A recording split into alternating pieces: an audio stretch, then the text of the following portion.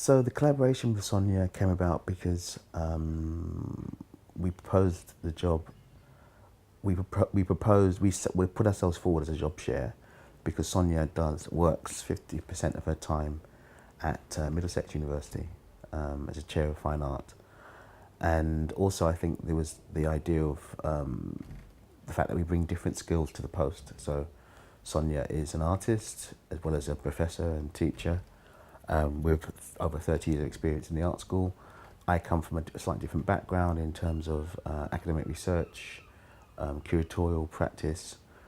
So I think the combination of the two meant that we could cover quite a lot of different elements to the role, curatorial elements, as well as focusing on practice and teaching and research. So I think as a job share, we envisaged that it would have a wider impact in terms of how we would relate the material to the university. Curating Carnival came out of a proposal by Claire Tancon, who's an international curator from Martinique, Guadeloupe, who's been investigating for a number of years the role of Carnival as a form of performance art. Her main argument has been that Carnival is not just a kind of, a street festival that happens, in the Caribbean, in Brazil, around the world, and a kind of folk tradition, although it is of course a folk tradition. She also argues that she's been exploring the potential Carnival as a site for contemporary experimentation in art practice, and looking at processual and performative practices within contemporary art.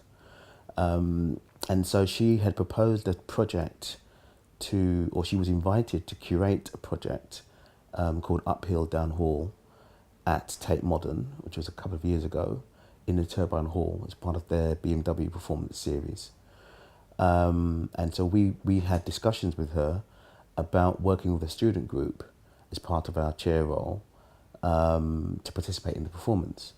So we worked with the XD pathway with Anne Egbert and Stephen Carter, undergraduate BA Fine Art, and we set up a kind of a extracurricular project with them in studio space at Central St Martin's, where we did a number of sessions around talking to the students about what Carnival is, the kind of Carnival traditions, about different forms of Carnival and street activity that take place within the UK, for example. So some students from Newcastle talked about how, in a way, football is a form of Carnival and it's a form of street expression. And so we got them to kind of integrate various interests that they were interested in, political interests, looking at Carnival as a form of political expression, and it's an expression of the commons in various ways. And we had sound artists come in to work with them to develop sound materials for this intervention. We also worked with a choreographer, an artist who was interested in Serena Corder, who is also a tutor at St Martin's, but who works around movement.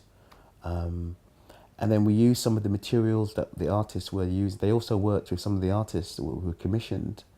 2 artists were commissioned for the Tate Modern project, Hugh Locke and Marlon Griffith. And the students worked with those artists and used some of the material that they worked with for the performance. And then before the performance, they came up with an intervention, which is a fantastic intervention, where they were inspired by a project apparently at the Guggenheim where ticker tape was dropped from the height of the Guggenheim and kind of spiraled down the from the top of the building down to the bottom.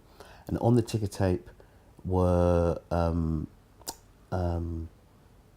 links to various political websites, which they were highlighting a political cause.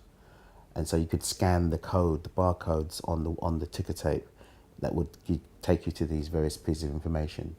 So the students used that as a model, and they put web codes that related to their own artworks around Carnival. and we had lots of negotiations with Tate about accessing the top of the central turbine hall, the bridge, which is now the bridge used for the Tate Modern 2 project. But at that point, it wasn't used. There were safety concerns. We had lots of discussions with Tate about that, and we eventually were granted permission to do that. And the students made paper helicopters, and we also the students worked in groups to do various aspects of the performance, and there were also students who worked on the sound component that accompanied the ticker tape things, and it was a great success. And the curator of performance at Tate, Catherine Wood, has been on record of saying that was one of the best interventions that she's actually seen ever in the Turbine Hall, which you can't get a bigger endorsement than that. So that's in a nutshell the project, and I think it was, as a coda to that took place on Carnival weekend, and that was actually at Turbine Hall at Tate.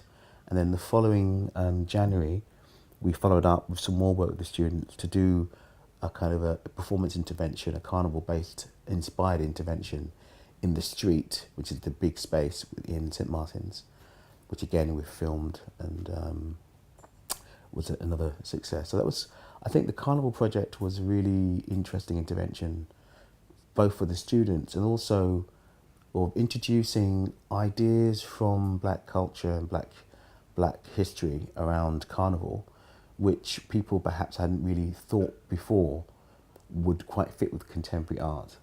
And so bringing that into the curriculum, because the students were quite interested in how aspects of Carnival, aspects of performance could form a kind of alternative history performance, or perhaps a genealogy of performance that hadn't really been considered before.